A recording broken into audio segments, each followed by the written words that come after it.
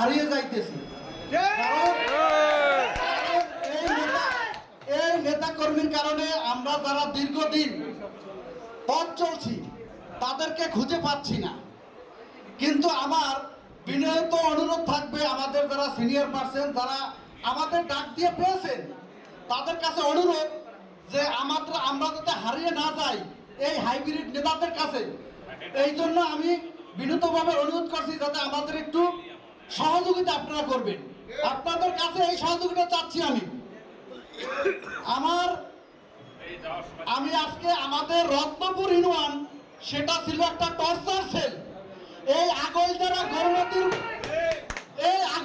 গরনদীর মধ্যে torture sell ছিল একটাই, যেটা ছিল রত্নপুর ইউনিয়ন। সেই ইউনিয়নে আমার বাড়ি, আশরাফ মেম্বারের ঘরের কোণে আমার ঘর।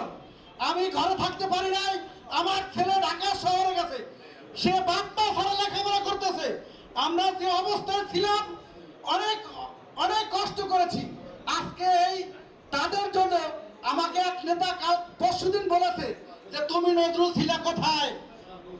কাঁদতে ইচ্ছা করছে যখন নেতা কর্মী এই কথা বলে তুমি কোথায় ছিলা। আমি জানতে চাই, তোমাকে তো পান্না ভাই পায় নাই, তোমাকে তো ধরুয়ার ভাই পায় নাই, তোমাকে তো হাফিজ সিদ্ধার পায় নাই, তোমাকে তো জানতে ভাই পায় নাই, তুমি কোথায় ছিলা। কথা বলো, কথার মাধুর্য রেখে বললো, কথা রাখো, কথার মাধুর্য চাই।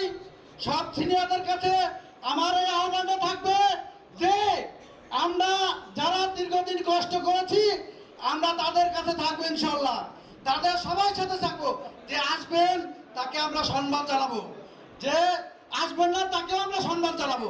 কিন্তু এমন কোনো কথা বলে কোনো নেতা কর্মীকে কষ্ট দিবেন না, আপনাদের কাছে বিনীত অনুরোধ।